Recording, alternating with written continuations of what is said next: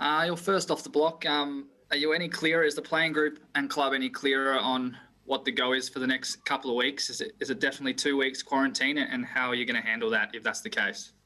Yeah, it's been a whirlwind, a couple of 24 hours, I'd say. And as a playing group, we've come off the plane, managed to get our flight back home to Adelaide. We've then just been told that, yes, we do have to self-isolate for 14 days, and had a COVID test at the football club. They'd set up a marquee and we could drive through and do our COVID test and come straight home. So that's basically where we're at the moment. And how do you think your playing group's going to respond to that? Pretty tough straight after round one to go into that situation?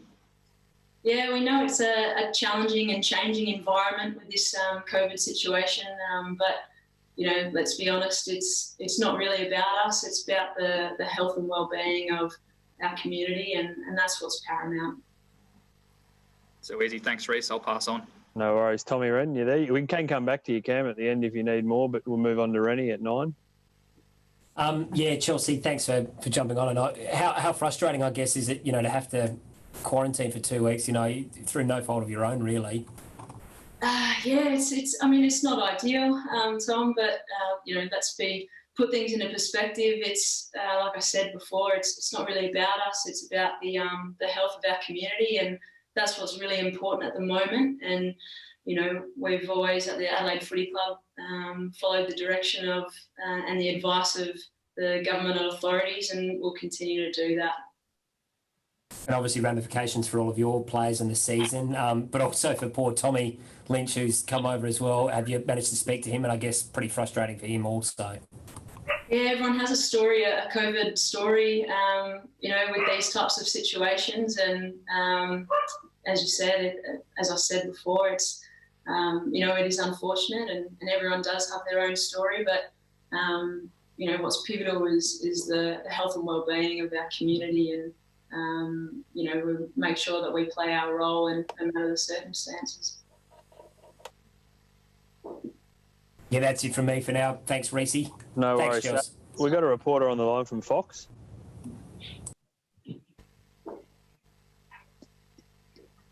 No Fox there. Rightio. Liz, you're there from the Tizer? Hello, thanks, Reece. Hi, Chelsea. Good.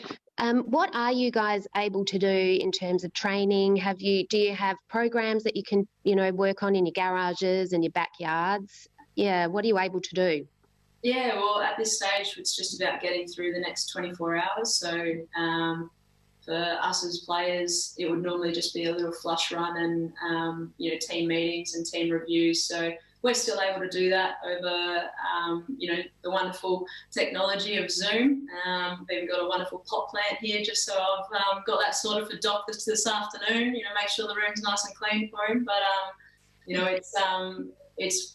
we're able to make do with what we have, and, we'll continue to get direction from our strength and conditioning coaches moving forward. And like I said, it's really about just playing our role at the moment, and whatever keeps our community safe at this point in time.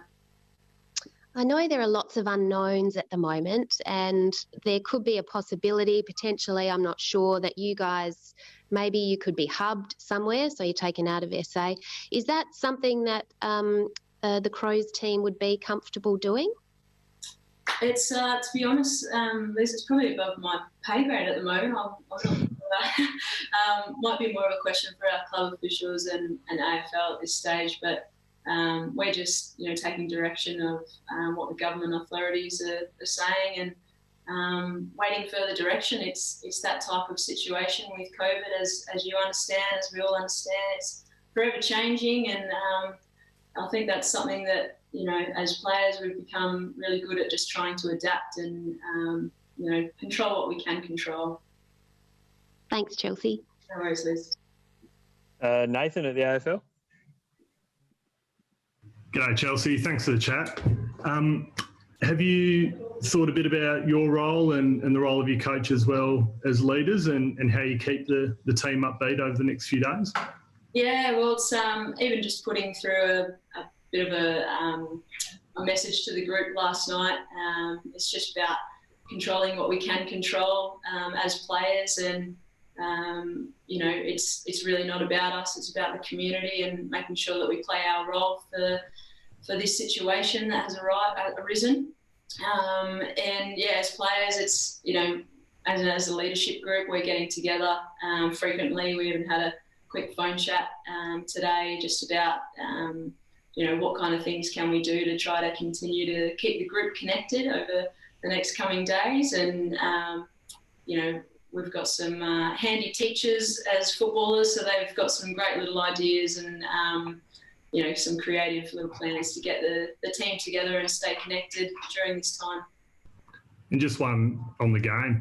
How did you feel that you've improved as a group? There was, I guess, a new dynamic with some new players in there and new roles for players as well, including yourself. How did the team go?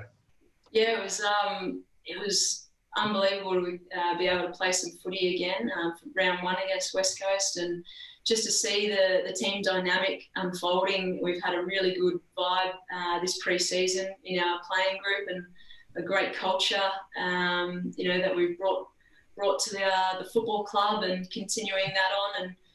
And the likes of Ashley Woodlands really shone for us in the forward line, and for me personally, a little bit different up forward, and kind of forget that there's actually some big sticks that I could try to kick through next time, and instead of passing it on. But yeah, we've got lots to learn still, and it's good in this sense that we can take the time and connect with one another, so we can have these conversations, reflect on the game that we've had, so that we can move forward and put ourselves in a better position going forward.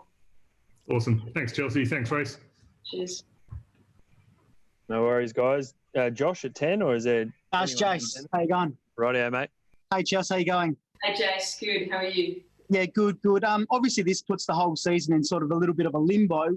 Where do you sort of see yourself, mate? Is there any sort of plans in place to have these games rescheduled, or for them to be made up somehow?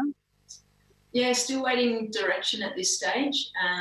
We're at the moment, things, move really fast in this environment, as you can understand, and we're just kind of waiting for that further direction. And at the end of the day, we've always been a club and always continue to follow the direction of the government authorities first and foremost, and then we can kind of make some decisions on what that looks like moving forward. But we'll see how that goes. Yeah, I'm sure. How do you feel about the Giants players being able to jump into New South Wales or go back home and being able to sort of skip half the time in isolation? I think they've only got to isolate now for 5 days.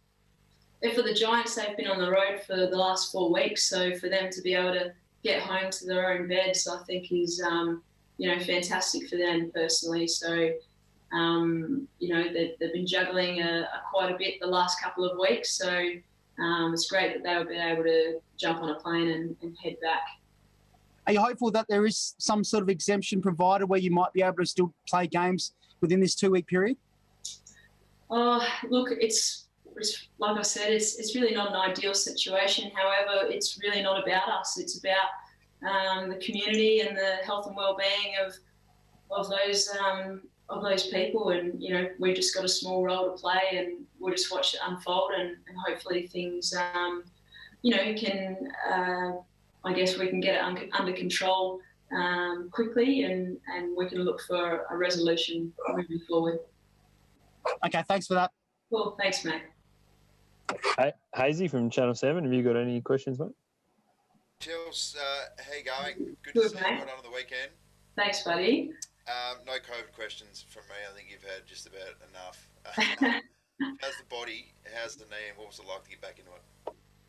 It was a fantastic feeling being back out in the field, playing alongside Erin, and it was great to see her back to her usual self, doing what Erin does best, and watching her in awe. But the likes of young Tia Charlton, a new debutante, she's got a whole future ahead of her, and really exciting to see those girls play their footy. I was just happy to be out there and be able to get a kick and the knee held up really well, and I'm looking forward to what's to come in the rest of the season. Nice work. Well done again, and hopefully it's not too far away. Good on you. Thanks, mate. Appreciate it. I'll throw it open if anyone has any other questions they want to ask before we finish up. I'll go if no one else. Right. Chelsea, what were your thoughts on, and this is going back a little bit, but Brid Stack, apparently she cried when she found out that Ed got off on the charge. What's your thoughts around that? Yeah, right from the start, and we continue to wish Brid a very speedy recovery, and sincerely wish her all the best with her rehab. And like most things in the AFL, these things, it's a fast-paced industry, and a decision has been made, and we need to continue to move forward. What do you think about players calling out for bans on other players? Well, like I said, we honestly just wish Brid a speedy recovery, and just looking forward to continuing on the rest with the season for us.